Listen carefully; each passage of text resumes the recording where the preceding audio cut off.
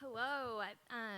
Thank you all for being here. I know it's the last day, so I really appreciate your attention, and it's been such a fantastic summit. I'm excited to close it. And so, my name's Debbie G. I'm a senior lifecycle marketing manager at LegalZoom.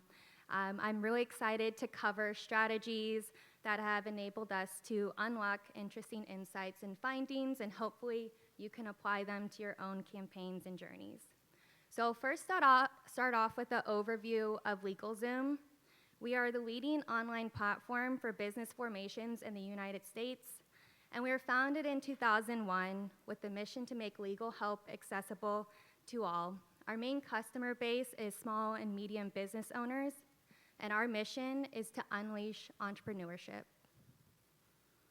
And we help entrepreneurs and new businesses by helping them form their business, manage their business, and protect their business. So we're in the tech industry, and all of our products are fully online and accessible from the comfort of your home.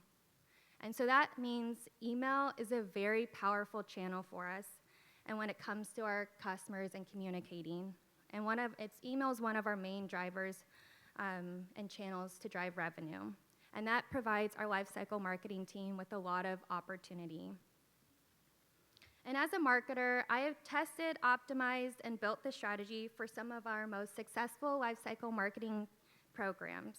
And over my career at LegalZoom, I found that there are 10 strategies that have driven measurable and meaningful results, and I'd like to share them with you today. So the first strategy is to think about timing before anything else.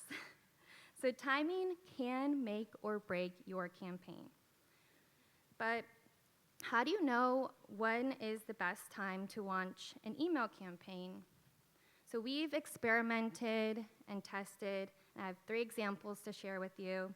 The first is we tested the day of the week for a specific campaign.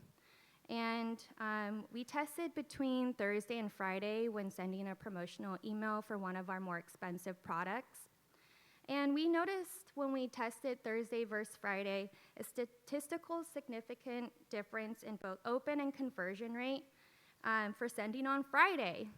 Why Friday? So we actually learned that customers preferred to purchase on Fridays because they got paid and had sufficient funds to purchase our expensive product at the end of the week. And we learned that through talking to our sales agents. Next, customer deadlines matter. So we had a tax promotional campaign, and right after the promotion ended, we followed up and just sent another message saying we're here for you. But we actually noticed a very healthy conversion for that email, and it was surprising. And the reason why was actually because we sent the email 3 days before the business tax deadline, 3/15, and so a lot of customers are procrastinators, and we're still purchasing our tax product even after our promotion ended. And so, we learned that it's really important to understand the customer deadlines, what matters to them, your product, and sending it at the right time that matters for them. And then we also tested around sending around holidays, but we learned that unless your email is relevant to the holiday, like 4th of July, for example, to not send the email. We were sending emails that weren't really relevant to the holiday, and so we noticed lower engagement. So our best practice is to avoid holidays unless our email is specific to that holiday. So here are some questions that I encourage you to ask yourself when thinking about campaigns and timing. So first question, what do customers care about at certain points in their journey? Second, what are inflection points or changes in their customer behavior that you can tap into? Third, are there deadlines, experiences, or holidays that customers care about? So that brings me to my next point of thinking about timing along with focusing on your audience so that you aren't bombarding them with emails, and you want to focus on quality over quantity. So sending more emails is not necessarily better, and We've heard a lot today. It's important to segment your audience for specific campaigns to improve your KPIs.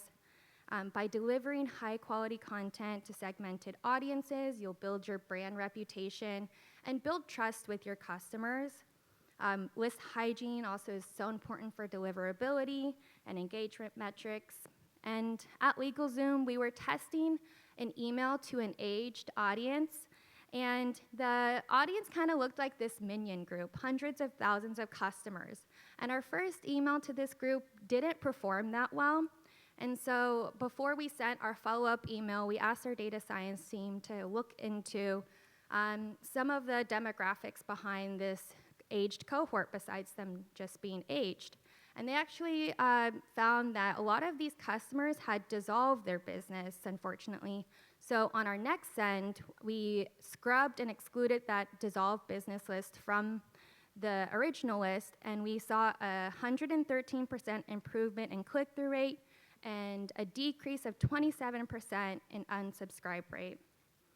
And so examples of prioritizing quality over quantity that we've also used are how they opened or clicked within X number of days. So we've also sent a follow-up email to those who have clicked.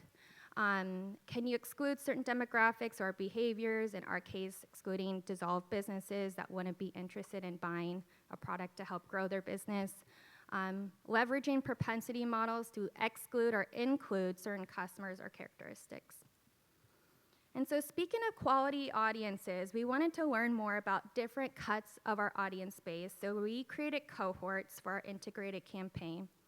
And these cohorts were part of our learning plan as well.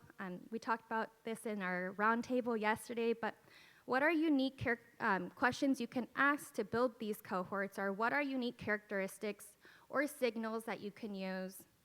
What do you want to learn? And then is there distinct messaging between your cohorts? So in the example of our tax campaign, we had 4+ cohorts. We had one that was for our base formation customers.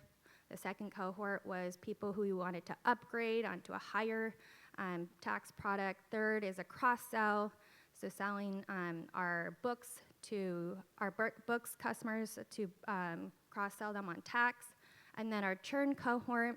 And we actually learned that our churn cohort did surprisingly well. And I think one of the reasons why is in our email messaging, we included copy that mentioned improvements that we've made to our product. Year over year, we included that we listened to our customer feedback and we've made improvements based on what they said. And I think that really resonated with this churn cohort and helped improve our win-back rate. And one thing that, if you are building manually, and a lot of this is manual, to be mindful of resource efficiency, because when you segment and you create, a lot of cohorts and you're building your emails manually and working with creative, it exponentially grows the number of emails you have to build. So we also notice that segmenting too much can have diminishing returns. So having clear cohorts can also help you leverage email to proactively collect intel to refine your audience in an email journey. And so one way we tested this was we added a section in one of our tax promotional emails that asked customers, are you done with your taxes? And if they clicked that, they would be excluded from the rest of our tax season promotional emails. And I think this is a great way to just get information from your customers easily. Just a couple of days ago, I got an email from Shutterfly asking, do you want to pause emails about Mother's Day because it can be a sensitive topic for some people? And so I think that's just a great way to get feedback from your customers, to update your systems, to improve your messaging and offers. And so another way to get intel from your customers is to utilize email waitlists. So we had a product that was unavailable for some of our customers. It was our tax product. And so once customers logged in, they weren't able to purchase our tax product. We asked them, it's coming soon. If you want to join this waitlist, add your email here. And when the product was available, we followed up with that list and sent them an email that said, our product's available, here's the offer that you've been waiting for, we're following up with you because you asked, and we saw that this waitlist group had a 310% increase in conversion rate compared to all of the cohorts that we sent out with the same promotion. And then waitlists also just help create anticipation, and obviously they're a very high intent and qualified audience, so that was a great strategy that we used. The sixth strategy is phases. So planning phases, I've seen this chart actually a lot over this summit, and I think it's just a great template for also planning integrated campaigns. So Lifecycle was one of the channels that we used in our integrated campaign planning. And this template is very flexible based on your channel mix. So for our tax campaign, we started with our first phase, educating the customer, and then cross-selling, and then moving them to solely focus on the promotion. And then we had, in our next phase, promotion, ending, messaging, and then we ended with a supportive message that we're here for you. And this type of phasing really, over a course of several months, really helped build momentum and helped all of the different channels, so our website, our product marketing, SEO, SEM, sales, we were all aware of the different phases, and we had the same or similar messaging, so we really delivered a seamless and consistent experience for the customer this way. In addition to phasing, one of our most effective strategies was working cross-functionally for go-to-market planning. So email can be effective on its own, of course, but we found when we paired email with other channels, it helped increase performance. So we found that sending sales a list of customers who clicked on our email and then they followed up with a sales call, that was a really effective tactic for improving conversion rates. Secondly, we have a monthly newsletter, and so for our tax season, we inserted tax articles into that monthly newsletter, and those linked to our tax articles, and within those articles, they had very clear CTAs that led to the purchase path, and that also proved to be a very helpful tactic to improve our conversion rate. Now, once you formulate these strategies, you can then start developing some test ideas, and I think I've heard so many of these test ideas that people are already running. We run subject line testing, are experimenting with personalization, themes like FOMO, scarcity, urgency, exclusivity, body copy. We've tested a lot between short versus long form copy. And I just put into ChatGPT, write me an email about visiting Amelia Island. It created this very long form email, and then I cut it and created a version B and created a very short and revised email. And we've kind of tested this long versus short form. And in a lot of our abandoner emails, actually the short form email performed better, but of course it depends on your campaign, and there's a lot of factors, but this is just a fun example that I did. And then other tests that you can continually run are creative tests. So we also are testing customer testimonials and quotes in our emails, cadence, channels. So we are testing, is pairing email with SMS or SMS for sales good or sales only? What's the right channel? Call to action. We've tested linking the same button to 2 different places and are constantly just trying to optimize our creative and our emails. So the 9th strategy, we also leverage email metrics to review the full funnel engagement. So of course, open rate is used with caution because of the Apple Mail privacy protection. So we just really look at trends when it comes to this. click rate. But another further down the funnel metric that we also monitor is delivered to session. So we define session as a visit to our website. We often use this metric to see the rate of engagement onto our website from the email. And then taking it one step further, we look at session to transaction. And this is to assess the effectiveness of the web page to convert. And this helps us see if we need more or less education in our emails, and really helps us identify gaps and opportunities along the full funnel of our email to see if there's any improvement. Of course, we look at unsubscribe rate, revenue per email. I often look at this metric when you're sending a series of emails to see which is the best performing. Complaint rate. This is a great one that we are looking at and keeping a good eye on because of the spam thresholds enforced by Gmail and Yahoo with their maximum spam complaint rate of 0.3%. So I encourage you to find what metrics matter to your business, and following up with just our last but not least, the 10th strategy is weekly reporting with cross-functional stakeholders and partners led to real-time pivots and optimizations. And we often use this type of visual chart when reporting out to executives to showcase the channels and the order volume over time and the different phases and when campaigns were launched. And this really helped us identify if we needed to pivot, which we did, if we needed to, add another send because the volume wasn't meeting our forecast. And so this is a great way to just really gain alignment with your stakeholders on a weekly basis. Notice any halo effects that you're seeing from other channels onto email.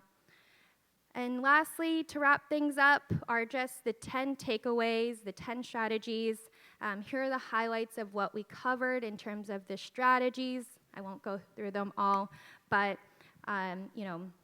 timing, quality over quantity, running A/B tests, and then really leveraging reporting to spot gaps and opportunities and optimize along the way.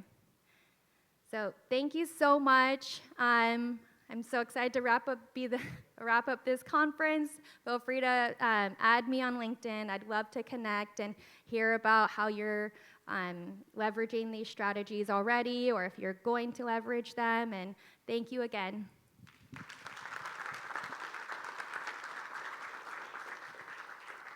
Debbie, thank you so much. I couldn't imagine a better way to wrap up this 3 days that really kind of dives into all these different testing that we have in place for us. Any final questions for Debbie? Hey. Hey, let me see, what did I write down here? On the first slide, you're talking about timing. Did your timing align with industry benchmarks, or were there big differences? And I mean, in terms of, I can't remember on the first slide, you talked about a few points in regards to timing. Does that make sense to you? Because I wrote it down and now. Yeah, I just put those examples of timing on how we tested very specific campaigns that were specific to our product and our audience base. But I think it differs, so I wouldn't say like, Friday's the best day, everyone send on Friday. That is not a best practice. I would say like that was just something that we tested into, and after talking to sales, they let us know like, oh, well, that one of the reasons why you're seeing a lift on Fridays is because customers are saying, they get paid on Fridays, and that was just an insight that we shared. But I wouldn't, I would just say like, think about timing just before anything, because it's so important, especially with like seasonal campaigns and such. This is your last time to get to hold the mic, guys. Going once, going twice. Debbie, thank you so much.